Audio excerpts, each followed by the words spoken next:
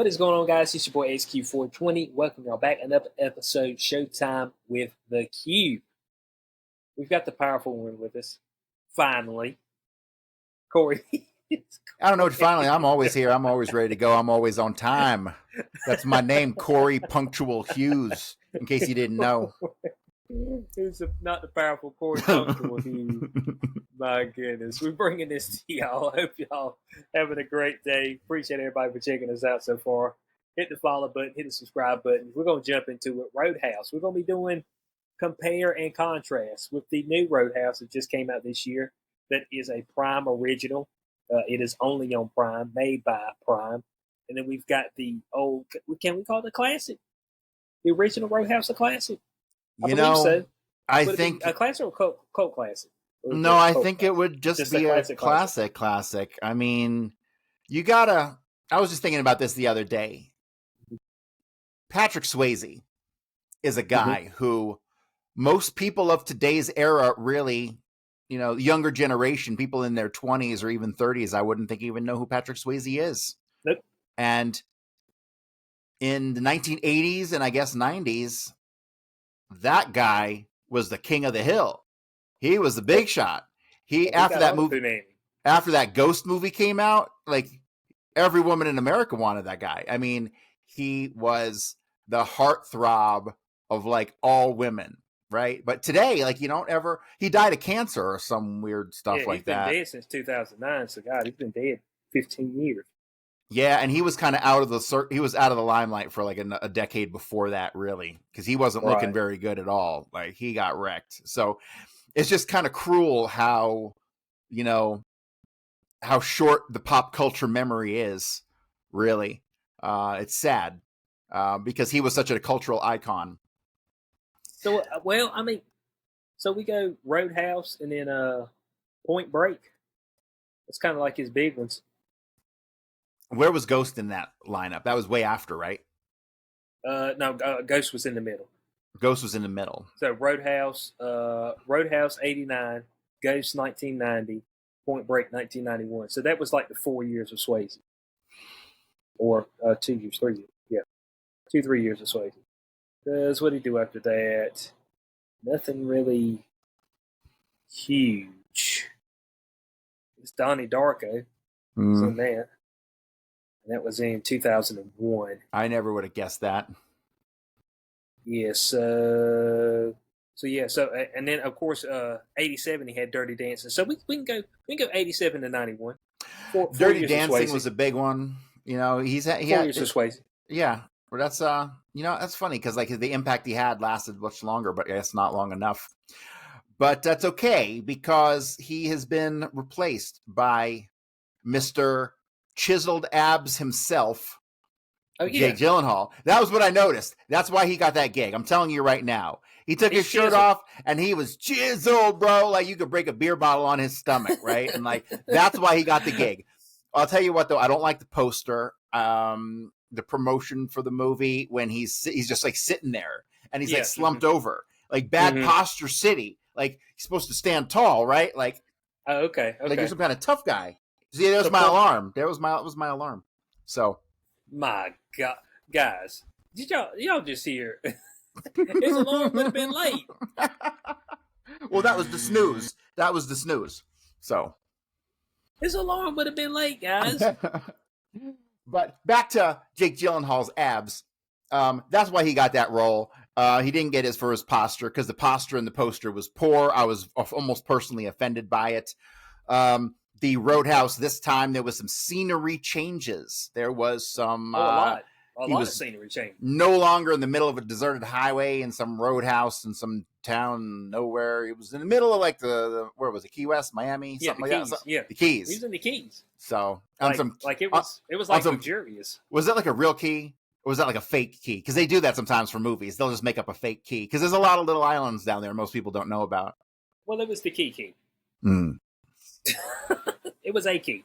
A key. We don't know if it was the keys. Glass key. Isn't that what they called? I think they called it glass key. There you go. The glass key. So, look, we're going to do a little comparison and contrast between these two movies. And these two movies, besides the characters being named Dalton, are almost two totally different movies. Yes, I kind of got that. I Yeah. kind of got that a bit. Like, I kind of was like, they didn't. Why did they have to bite on this old theme? You know, was it the studio just making money off the IP that they could save some money and making a new movie? I don't understand why they did that, but it was very. It was not the same movie at all. And like, even the lead guy wasn't who he was and what his deal was, and his. I would say I would go as far as to say his feelings of self-respect didn't even come close to the original. So right. So let's just go ahead, because I was thinking when they had Roadhouse, I was thinking, okay, maybe they're going to do another bar that Dalton went to, and kind of, even though they're using a new character, because of course Swayze is past and it's way past his prime, even if he was alive, we're just going to do another adventure of the Dalton. Okay. But they completely redone this and made a completely different Dalton with a completely different background as far as origin story himself. Now, the first thing that I noticed, okay, and this is right out the gate from when watching the original Roadhouse to the new Roadhouse, is that in the original Roadhouse, there was a ton of titties. It was titty central. Yes, it was. I mean, it was. Well, it was a different time. It was a time when, men were not afraid to say we like to look at some titties, and there's some titties in some movies. Nowadays, all these men are some fucking like beta males, or like, sexist to see titties, and like, fuck you, dude. Well, you know that they said that the younger generation has said that they don't want to see titties, they don't want to see sex scenes in movies. Well, see, at the same time, I'm hearing that Gen Z is rejecting wokeism and embracing traditionalist culture. So that includes titties. I don't know, some Gen Zs, I guess. Okay, I don't know. Okay. So, okay, it might be a few that's hanging around. If you ask me, if you're embracing American culture, that involves Budweiser and titties. Okay, you don't have to like it, but it's a fact. Yeah, this is true. So I noticed that. And then it goes back to another time, because everybody was smoking indoors. I was like, wow, do people remember that? When people smoked indoors? It depending on how old you are, you may not remember it. It's so wild. I was watching the JFK movie for the 700th time this past week, and it cracked me up how, like, every time someone got nervous, they just busted out a cigarette and started smoking it, like right in the middle of the fuck. I'm like, you're in court and you're smoking cigarette. What the hell? The judge is puffing on cigarettes in the court. It's like, what is going on here? What are we just gonna take our shoes off next and start like having drinks and like, Jesus Christ? It was a different world. I'll never forget. I just started working at the mall when they banned smoking indoors in Florida, and everyone was like freaking out. Everyone was pissed. They had to go walk to the door to go smoke now. So. Mm-hmm. That was a big deal, and that was in the mid to late 90s. Oh, was that when they? God, it was way later on when they stopped it here in North Carolina. Way later on. I think I was just in college. 2004. So wow. I still think you could smoke. You could smoke indoors, because I remember going to a couple of places around here, smoking or not smoking. So, I've been really living some clean living the past 10 or 20 years. I think I might start smoking again just for the hell of it. Already smoke. Guys, you hear this, man. I mean, this is some bad stuff, man. That's all I'm saying.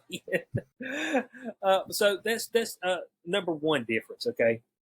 Number two difference, backstories, all right? Of course, Dalton from the 1989 version, he's a black belt in karate. And he's also, like, as far as like being a bouncer and running clubs and stuff, the bars, that's like what he does. Like he is a bouncer.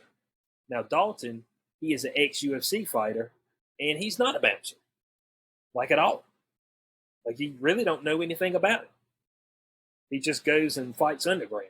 So which one intrigued you more?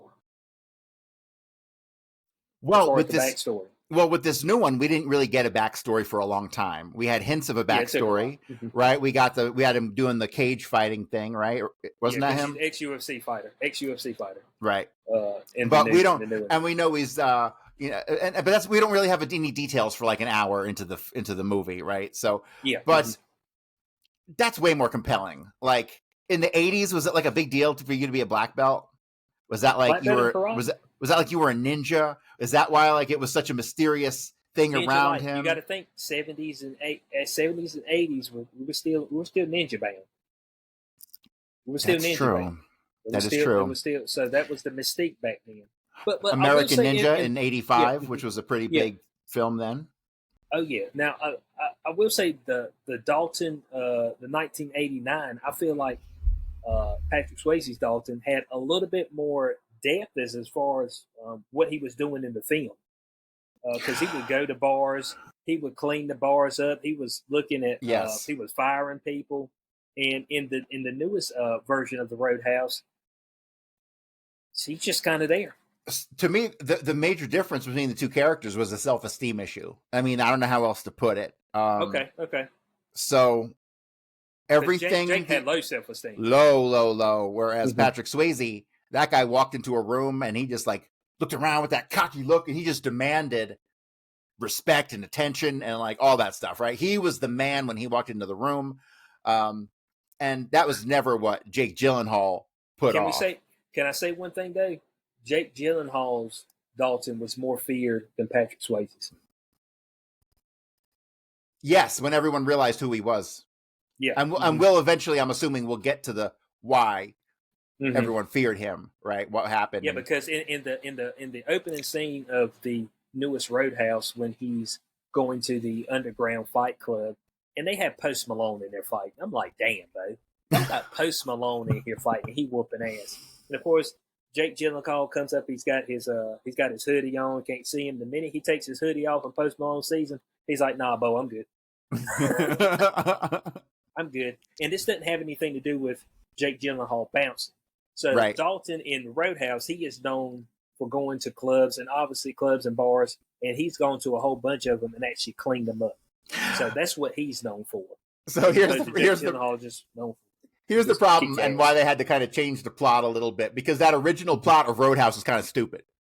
The original plot is kind of this black belt in karate goes around fixing up bars. Like, that's a dumb plot. I mean, what is this, bar rescue on A&E? Yeah, but you got to remember, Dave. You got to remember. So he's got the black belt in karate, and he's got a degree in philosophy. So he's a philosopher as well. You got to remember that. He's a philosopher. Okay, I'm getting some major kung fu vibes. Yeah. I'm getting some major like American version of kung fu kind of. You know what I mean? Because he's got the badassness, but he knows how that has the philosophy to balance it and deal with it. That's what it is. That's why when he talks to the guys at the bar, he's like, "I'll let you know when it's time to get physical in the bar." So I'll let you know. But he says, "Be nice." He said, "They cuss at you. Be nice. They throw a bee on you. Be nice." He said, "The minute they pull the blade, it's time to kick the ass." I mean, but that was the major difference between the two characters, because Jake Gyllenhaal is really like, he's like, yeah, exactly. I'm alive. Damn, you know what I'm saying? Yes. Damn, I'm still alive. Because when he at the opening scene, they went after Post Malone doesn't want to fight him, and he gets the money, and we've got the owner of the Roadhouse, Frankie, which is a black lady. She comes up to him after he gets stabbed in the gut. The guy walks up to him and is like, "Hey, buddy, you cost me $500. Stabs him in the gut. And he's like, "You really want to do this?" I was like, "As a knife hanging out of his gut. So you really want to do this?" that scene could have been handled a whole lot better. That scene didn't really make much sense. It didn't go to show him as a badass because he could take a stab wound. I mean, if he had disarmed the guy and messed him up a little, that would have been more what we should have seen. I don't understand what they were going for with the attitude. No. You see right after when he parks himself on the railroad track because he was going to kill himself. He really didn't care.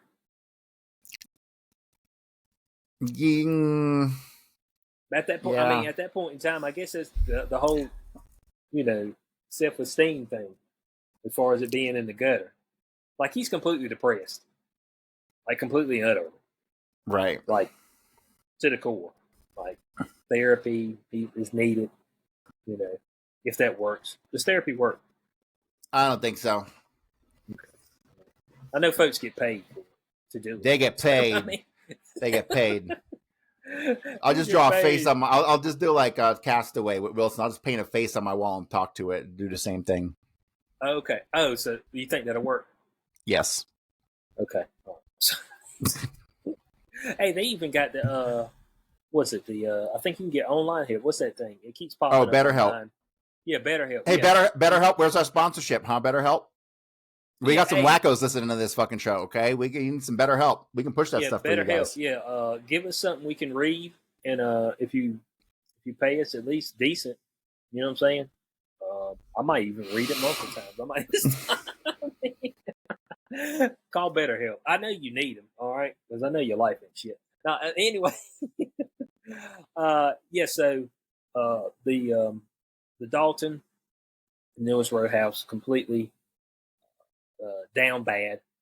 Dalton in 1989 commanded the room. Doesn't seem depressed. He does have a demon of the past, but you don't really see that until a little bit later on, as far as in the film. Now let's so of course the 1989 version, they were in Missouri, all right, and the name of the bar he was at is the Double Deuce. Okay, that's the one that he went to save. Now he was getting paid a lot of money back for 1989, $5,000 up front and $500 a week. I mean, that's big bucks. You know what I'm saying? Yeah. I mean, in 1989, dude, you were cleaning up. You know what I'm saying? Yeah. I think what was Dalton? Was Dalton's $5,000 a month? I think it was $5,000 a month in the newest one. Yes, it was, which I thought was a little low for because of inflation and stuff. Yeah. So that's why I was like, man, but the other man, if we go with inflation and all, he was killing it back then. He was really killing it. Now, of course, we've got in the newest Roadhouse, we've got Frankie, who owns the Roadhouse. That's the name of the bar.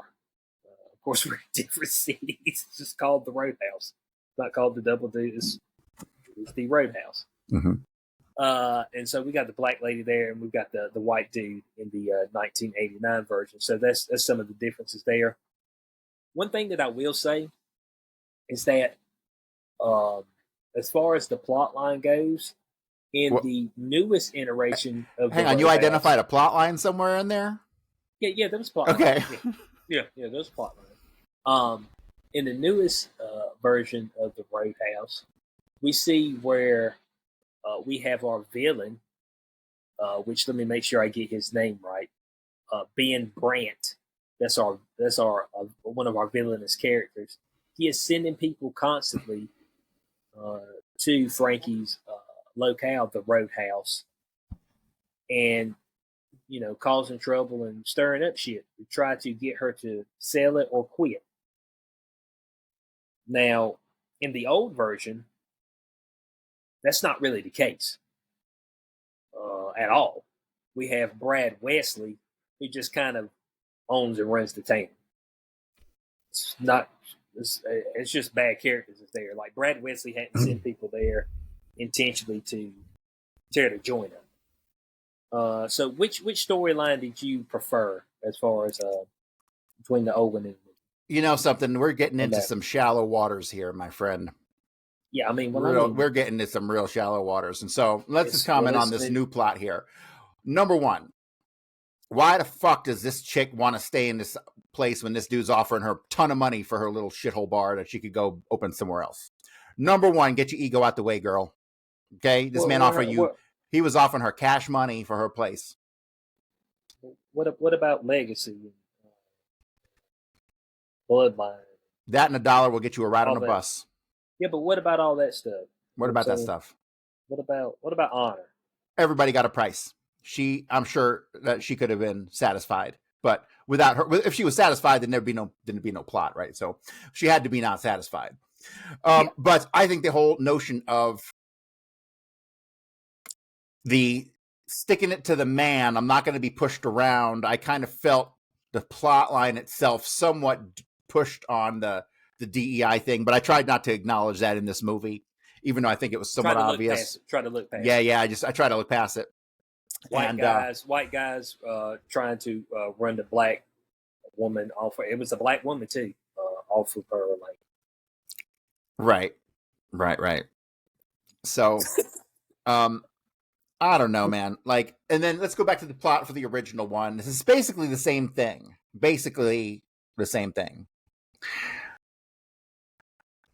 Yeah, it's kind of ridiculous because that shit never happens. That doesn't happen. Okay, this doesn't happen. Like, this is more of that plot stuff in movies. It just doesn't happen, right? In real world, this stuff does not happen. People are like, hey, I want to buy your bar. No, I don't want to sell. Okay. And that's how that goes, right? Nobody's sending people around with baseball bats. No one's breaking windows. This stuff just doesn't happen. Okay? So, unless you can cite me some examples, I'm going to say this is more movie fiction thus far. I don't have any. Yeah. I can see the mob doing some stuff like that back in the day, but like, not so much. I mean, all you gotta do is call the police. And are there still places in this country where the police are like the good old boys who are in with the bad guy who's doing the stuff in the plots of the bad movies? You know what I mean? Like, I don't think so, because we got like standards in this country in 2024. We've got CALEA, which is like the law enforcement certification. Like there's like things that have to happen. Like the good old boy days, I think, are mostly gone. And as far as like what we saw in the original Roadhouse, right? Mm-hmm. So, yeah, we're talking like thin as a creek behind my house. You know what I mean? That's how deep, that's how shallow this thing was. Well, here's one thing: is that they obviously never sent anybody to Frankie's house to like whoop up on her or scare her or nothing. I was just like, I mean, that could be the first thing you do. I was just like, none of that at all. Okay, all right. I mean, that's a weird approach, but my friend, they didn't have to do any of that. You know why? Because they had my man Conor McGregor show up to do that. Well, the guy's father had to call Knox. Okay, he had to call Knox. All right. Now, when Dalton gets there in our newest Roadhouse. He really didn't do anything as far as cleaning up the bar. There's not people in there stealing money like it is in the original. You don't have people in the back fornicating on duty. You know, he had bouncers in the back fornicating on duty. He really didn't fire it. He didn't fire anybody or hire anybody or anything like that. He's not really doing anything as far as fixing up the bar. He's just making sure that these bad apples that are being sent by Ben Brandt are dealt with pretty much, and he is kind of imbuing confidence into the other people who are there helping him as far as bouncing. All right, as opposed to the original, where that's in fact what Patrick Swayze's Dalton is doing. He's going in there and actually cleaning up the bar. We have the actual bartender who's stealing money. You've got one of the bouncers. He fires him immediately. You've got another bouncer. He catches him, getting a little punani on the job in the back. There's one of the servers. She's selling drugs. Like, so he goes through and he's like cleaning up the place, completely and totally, like giving it a facelift, which is what didn't happen. So in the newest one, so that's why I felt like maybe the old one. The old Roadhouse had a little bit more going on. It had a little more cohesiveness to it, I'd say. Yeah, mm-hmm. The new one felt kind of ramshackle. I think that's the correct word. Let's hurry up and get Conor McGregor on the screen, and then let's have him and Jake Gyllenhaal fight. This is what it kind of felt like.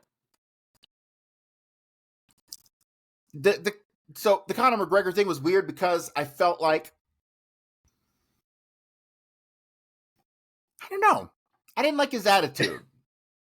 What, Conor? I didn't like his attitude. And he's he's too thick to be so short. I mean, give me a break. Like, you can't be that thick and that short. You just look out of proportion and stuff.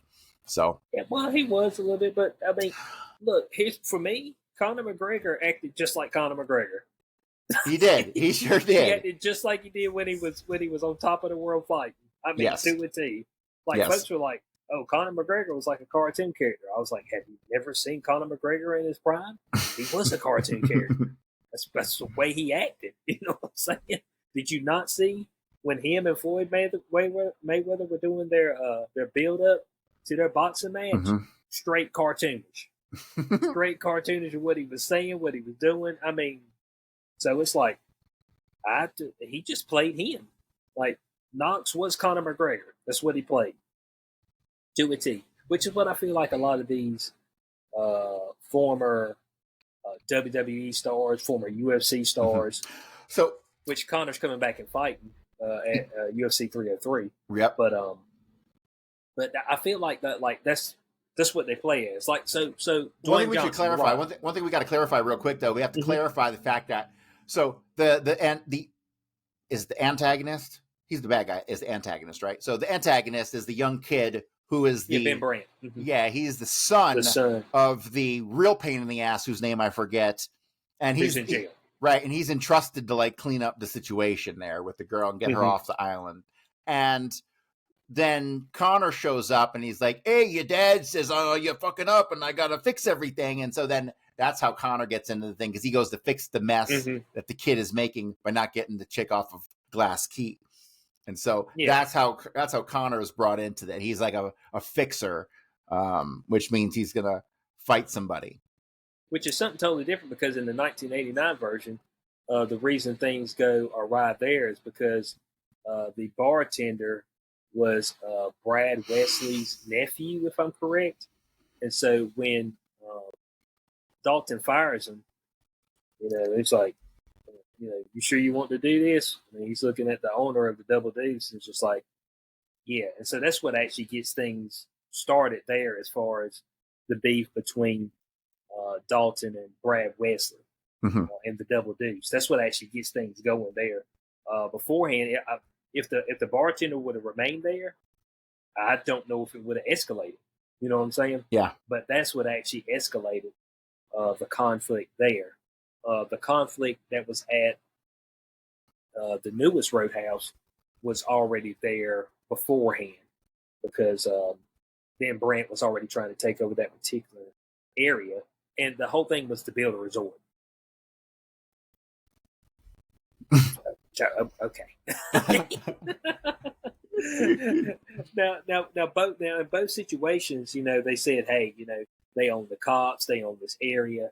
So both families, the Brandt family, the Wesley family, both of them technically own the island, build a lot of stuff on the island and things of that nature. And they tried to have a similar comparison. We had the bookshop in the newest Roadhouse. Yes. In the old one, we had Red's auto parts store. So there was some similarities there. They both get burnt down. So that was some of the things that were kind of similar. Right. Now here's my question. Okay. The love story. The love story. Okay, so we got Swayze, and now they both are hooking up with a doctor. All right. In the 89 version is Dalton with Elizabeth Clay, who was played by Kelly Lynch. And in the newest one, it was Gyllenhaal, which is Dalton, of course, with Ellie, who was played by Danielle Melchior. All right, so which one do you prefer? And I'm just talking about the women. I don't remember the original chick. You got a picture? Bring me a picture. Do what? Let me make sure I don't pull up the one with her titties out. You know what I'm Put that one. Oh, man. Hold on. Man said they don't remember. Good God. I mean, that's why I watched it right here recently. I remember. But, I mean, she was pretty damn good looking. Here we go. This is a good picture. Let's get this up for everybody. Guys, let us know in the comment section below which one you prefer. I'm with the 1989. She is right there. You see her right.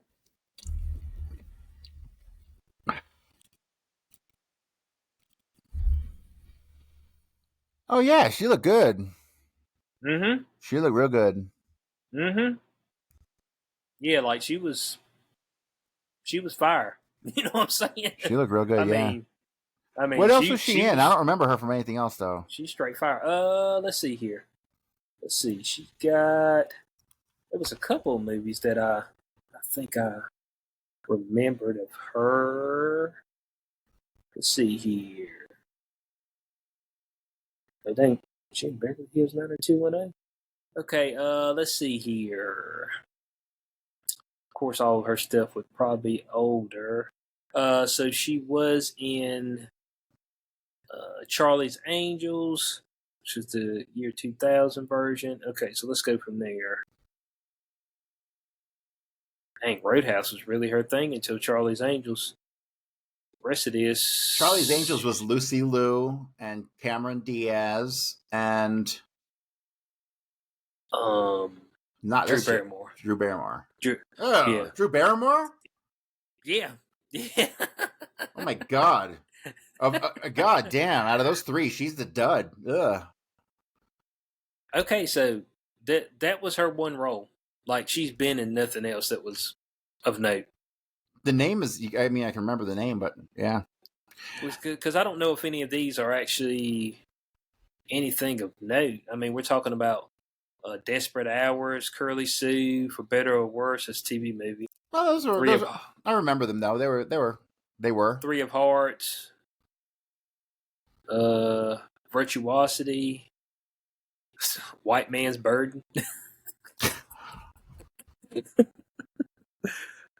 She was in Mr. Magoo. Okay.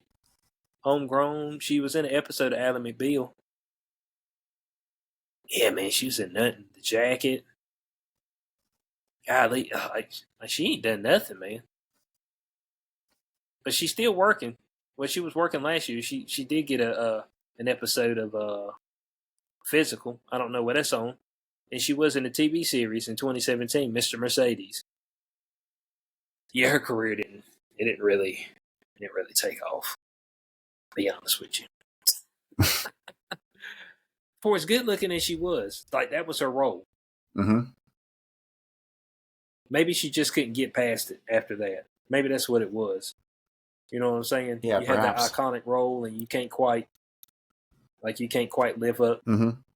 You know, past that particular iconic role you were in, which is kind of weird. Like Hollywood usually waits until you like washed all the way up before they throw you away. They threw her away early. Yeah. Oh well, you know what I'm saying. So I don't know. For me, hold on. Let me pull up. If y'all guys don't know the other one, let me see. Danielle Melchior. I want to be fair here. You know what I'm saying? I want to be fair. I don't want to. Oh yeah, this is a picture of her in the Roadhouse right here. Here we go. Here we go. Let me know. Let me know what the deal is. Jabam.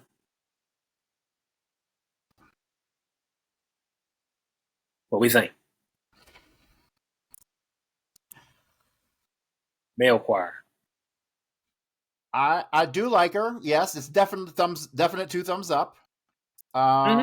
It's a different kind of more demure kind of look, you know. Oh, demure. Yeah, she's a little more demure than Jessica Lynch. Demure, is that like something French? I mean, yeah, no, well, not really. It means like, you know what it means. But I like brunettes. I'm a brunette guy all day long. It took me 40 years of my life to realize this, but it is a definite fact. Like, I'll take a brunette any day of the fucking week. Okay, that's your preference. Mm-hmm. Okay, all right, that's fair. That's fair. I don't know. The 1989 one.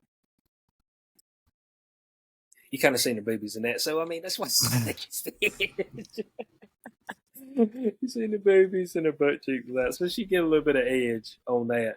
Hey, look, guys. Hey, don't hate on us too much. All right, we're all men. Oh, that reminds me. Before we get off the show, at the end of the show, just remind me. I got some topics for you for your other show. Some stuff okay. I discovered some stuff this week you're gonna love. It's scandalous. So. Oh, okay. Yeah, okay, we get to it later. I like I like a little scandalous. I like a little scandalous stuff. So the love story was pretty much the same both ways. Jake Gyllenhaal ends up at the hospital. Patrick Swayze ends up at the hospital. The chicks see him. They automatically want him, to take him in the back and rapture. I mean, that's pretty much it. Like, there ain't much there. If that's not like how the world works in a nutshell, I don't know what else is. You know what I'm saying? Yeah. Women choose when they hot for you. No date required. You know what I'm saying? Yes, that is a fact. It's just all there is to it. So those were pretty much the same on both sides. Now, as far as let's get into the nitty gritty as far as Gyllenhaal and Swayze. Gyllenhaal really didn't have any friends that's coming to help him at any point in time in the movie. But Patrick Swayze does have his buddy Wade Garrett, which Wade Garrett is known for bouncing as well. Because originally when Patrick Swayze is propositioned, he was like, I'm not the best, it's Wade. You know what I'm saying? So he talked about his friend Wade Garrett being the best. So I'm sorry, but this triggers. I'm triggered again, my friend.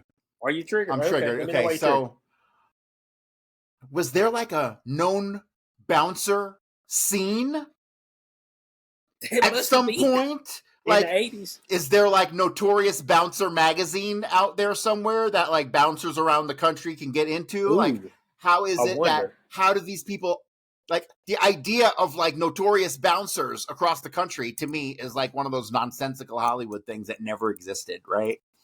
Like, yeah, that's true. Now that you say something about it, it's like this is what sucks about lives in the ethos. You see, I'm a historian, right? You know this, and like the more you dig into history, the more you realize that even our history is not real. And that's why, like, when I come across things like this, I'm like, wait a minute, where is this historical bouncer scene? You got to keep. It must be out there somewhere. In the 80s, it was definitely out there. I think 70s, 80s, early to mid 90s, it had to be out there. Like, I can see like breakdancers. There was some notorious breakdancers. I can see graffiti. There's notorious graffiti guys. There's notorious sneaker guys, custom sneaker guys, right? There's some of those, right? But I ain't never heard of notorious bouncers. So just gotta say, right. How do they make a big, huge movie that was a hit that had such a thin goddamn plot line? It was a touch then, but folks loved it. You know what I'm saying? Folks love it. I can't say that it wasn't entertaining. That's true. That's true. I can't say that it wasn't entertaining. Now, Wade Garrett in the Old Roadhouse is, of course, Patrick Swayze's friend, almost kind of like his mentor. All right, and this is where we're getting to. This is Sam Elliott. Yeah, Sam Elliott. Yeah. And Sam Elliott, he was old here. You know what I'm saying? That was in '89. That guy was old when he was 12. Yeah, that's what said he was an old man when he was 12. But that's where we kind of get into the past storyline. Because Sam Elliott talks to Patrick Swayze about letting that shit go. And what he's talking about is Patrick Swayze ripping a man's throat out with his patented the claw. This is the throat ripper. Mm-hmm. Which y'all seeing on the screen right now. For my podcast people, it's the German 3. Okay, the German 3 in claw form. All right, the German 3 in claw form. And that's his patented throat ripper. For Jake Gyllenhaal, he actually goes berserker mode in a UFC fight, and we find out that he's actually fighting a friend, and I'm guessing it's a friend in the gym that he's at, and it's, if I'm correct, I believe he kills him. Yes. And so this was another part of the storyline that I about was so thin, didn't even get on the bottom of my shoe. At no point did they explain why he killed him at all, period. Why he went off. He went crazy. He beat the guy, and that wasn't enough. Beating him wasn't enough. He had to keep going. But he was his good friend. So we have a conflict here. And they never explained why he went all crazy on the guy. Ever. At all. It made no sense. And well, we just know. Hey, we just had to roll with it. we have something here. Okay, okay, we have something here. All right, and this is straight from the character profile. Let's pull this. I'm gonna pull this up for the people. This is the character profile. Let's pull this up. Here we go. Right here. Let's read it to him. Dalton, a former UFC fighter, is a study in contradictions. He can effectively beat the crap out of anyone or any five for that matter, but will then drive them to the hospital. Outwardly, he presents a steely cool, but there is a fuse inside, and you don't want to be the one who lights it. So they're saying he's got a fuse, and so the Patrick Swayze has a fuse too, but his fuse usually has to do with somebody pulling a gun on him. It's like because Sam Elliott, Wade, he says when a man pulls a gun on you, you either get shot or you kill the motherfucker. I mean that's it. I mean that's pretty much it. Yeah, and we do see the patented throat rip in the movie. So why did not Patrick Swayze go to jail? Self-defense. Self-defense.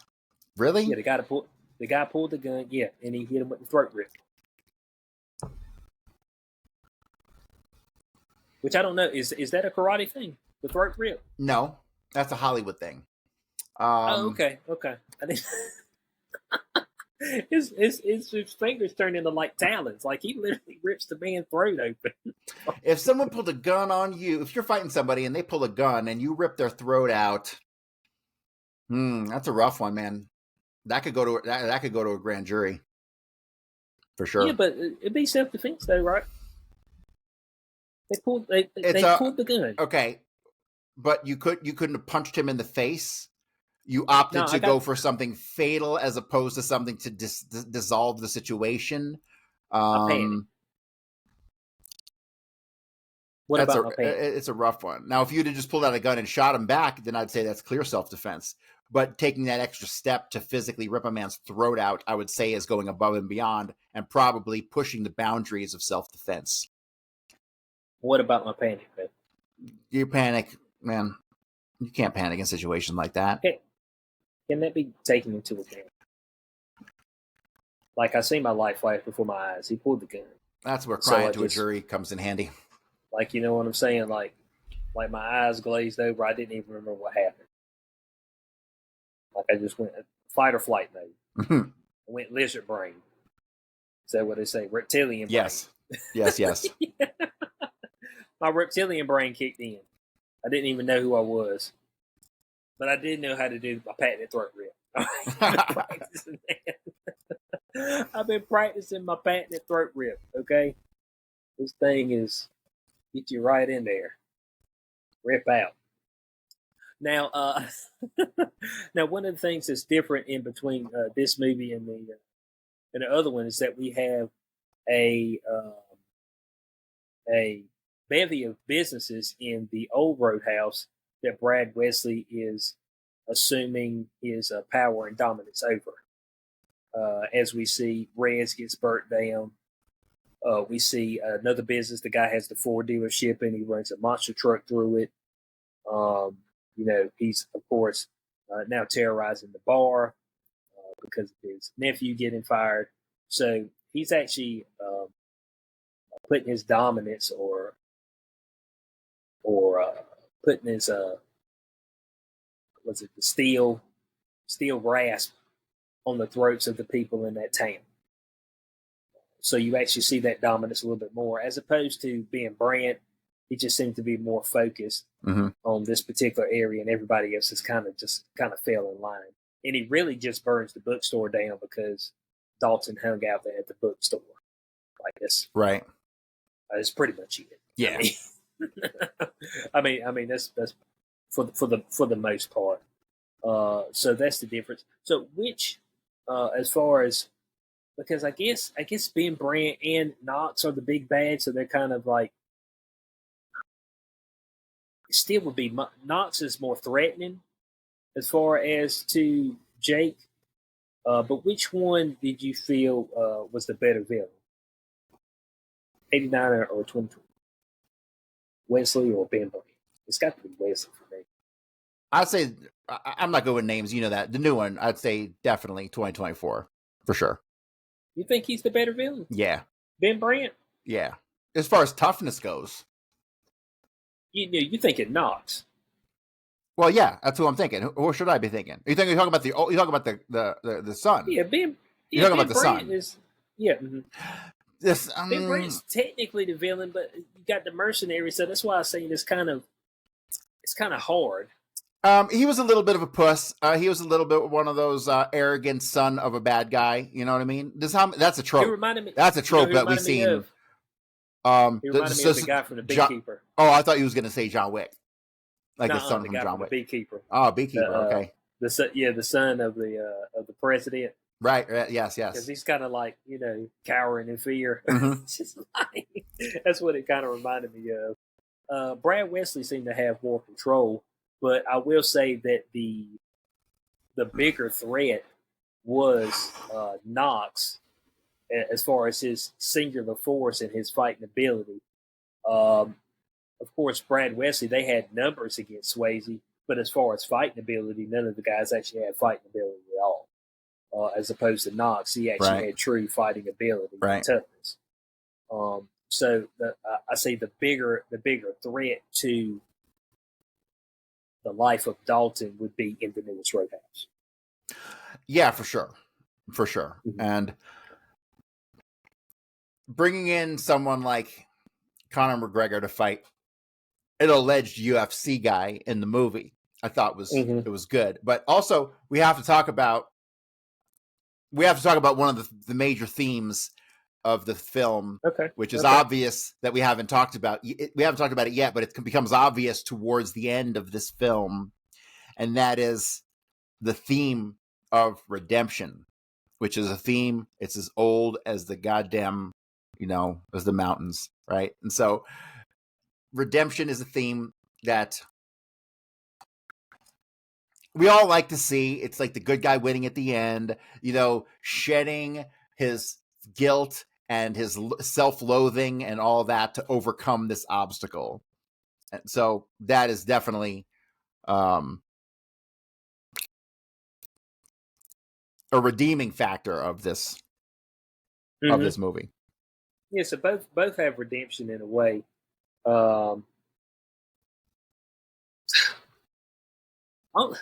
Dalton's redemption, I mean, like technically, well, you end up seeing at the end of the movie that Conor McGregor doesn't die somehow, even though he gets stabbed up. like somehow he ain't dead. I'm not sure how that is, because man, he got stabbed to pieces. I mean, I was like, yeah, he did. But I guess in the original movie, Dalton's redemption is that he didn't rip Brad Wesley's throat out.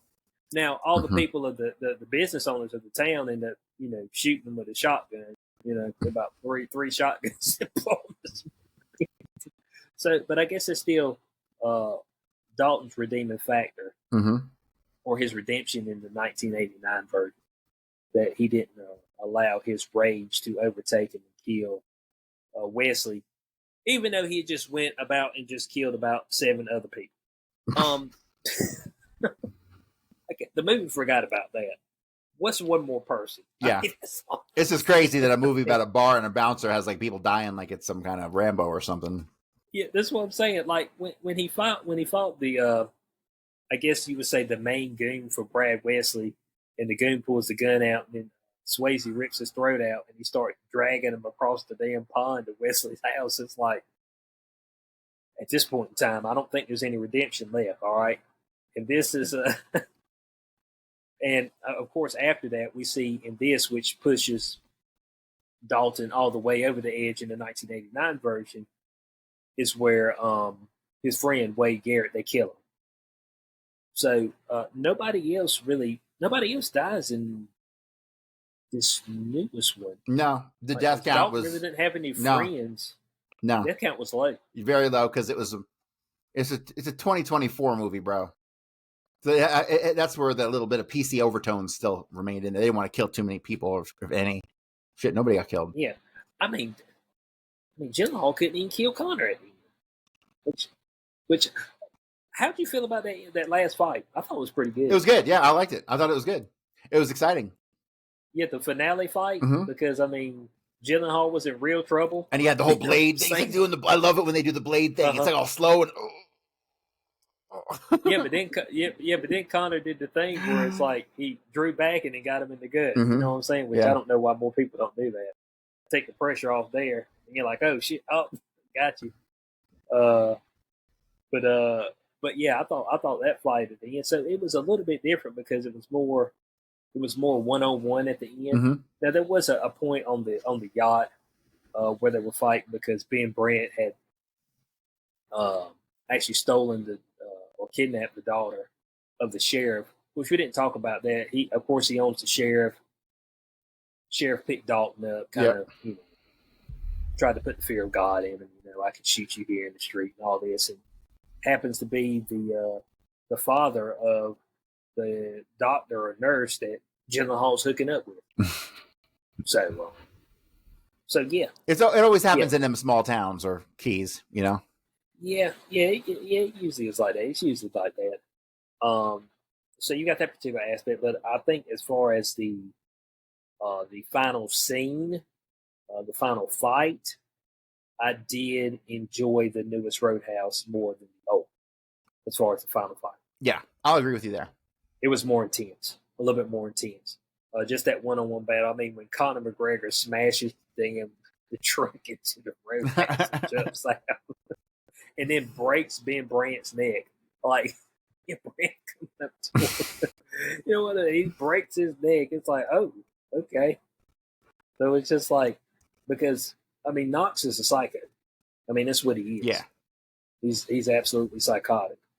Whereas the people in the 1989 version, they weren't psychotic. Right. They were just criminals. Right. You know what I'm saying? There was no psychosis there. So on this, you have on the old one, Dalton remains in town, happily ever after. In the newest one, Dalton leaves town. So, was redemption really had for the newest Dalton? For redemption? He still had to leave town and kind of leave where he had I think so. Almost built a little bit of a home. I think so. You think so? I think so, yeah. Okay. It kind of felt sad for him because he's about to just go off and. Well, maybe he solved the problem, and it was next phase for her in her own personal growth and development, not needing him. Oh, you're talking about as far as Frankie? Yeah. Yep. Yeah, but I mean, he left the Punani too, man. That was kind of stupid.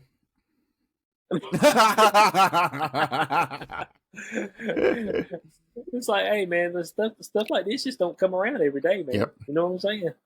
Well, I don't know. You're Jake Gyllenhaal. Stuff like that may come around for the rest of it. See, all I got to do is, like, when you're Jake Gyllenhaal, they got to go out and just, like, show them abs, and you got somebody going to go home with you that night. Okay, that's all you got to do. That's all you got to do. I got abs like that, I swear.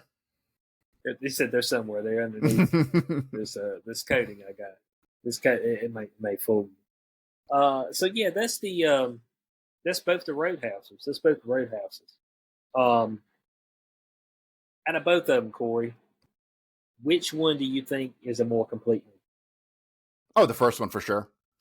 The first one had the standard completed formula that new movies never get right anymore. You know what I mean? Mm-hmm. It was a complete package. It was what you'd expect from the 80s, and it was solid. The same can't be said for the new one. It had good fight scenes, good actors, all that good stuff.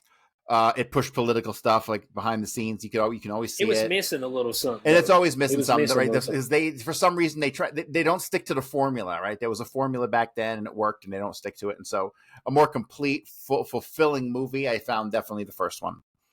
I mean, obviously, because it had enough of an impact to last in the memories of all of us for the last 30 years. Yeah, that's true. That's true.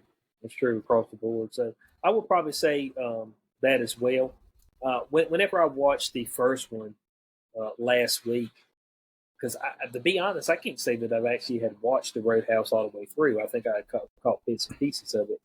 When I watched the first one, I was like, wow, there's like a lot happening in this movie. In the new one, there ain't really much happening. Like you just kind of plotting right along until Knox comes in. You know what I'm saying? Mm-hmm. Just like, yep, we're just here. But it's like there was like a lot of ins and outs. It's like, okay, I'm at the bar. All right, I'm firing people. All right, we're gonna change this. We're gonna change that. Oh, my buddy's up there. He plays guitar. The damn his blind buddy. Jeff Healy up there. Yeah, up there. He plays guitar. You know what I'm saying? I got my friend Wade Garrett. He's coming around. Oh shit, my friend just got killed. I came back to check on my friend. Say, hey, we're leaving town, and he's got a blade in the head. You know what I'm saying? It's just like it was.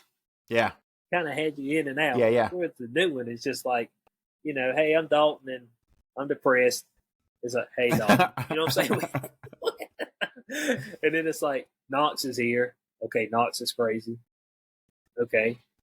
Dalton, he's with the chick. Okay. Sheriff's bad. Okay. All right, now we need to fight Knox. It kind of just like plotted along like that. You know what I'm saying? Mm-hmm. That's what it kind of did. And you kind of didn't stay in the bar that long, to be honest. Like you weren't in the bar that much.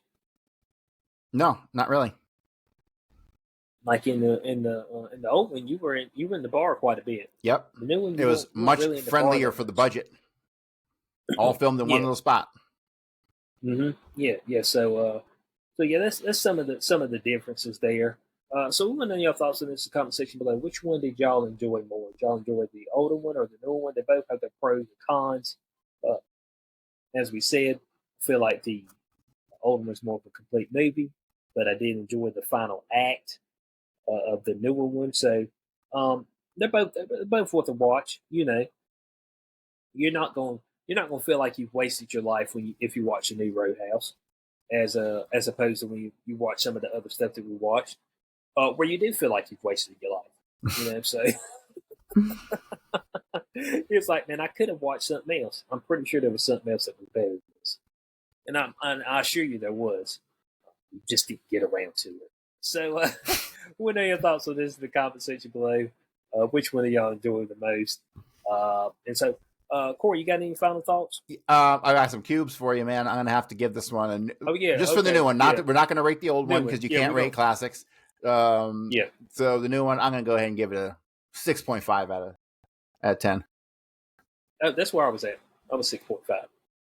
So yeah, not a terrible watch. Not a terrible watch at all, and the runtime's not crazy either. Right at 2 hours. Yep. I was shocked it was right at 2 hours though. Yeah, IMDb, which I am shocked. I don't remember 2 hours worth of movie, but IMDb had it at 119,000 people have ranked it, and they've got it at 6.2 out of 10. So everybody's right there around that 6-ish range. So right there in a good range. Something that's worthwhile, not below a 5. So averages. Shit, it's about a damn near classic right now in the movies. So let us know your thoughts in the comment section below. Hope y'all did enjoy this. Your boy SQ420, the co-host, Powerful Corey Hughes. We'll catch y'all on the next Showtime with the Cube.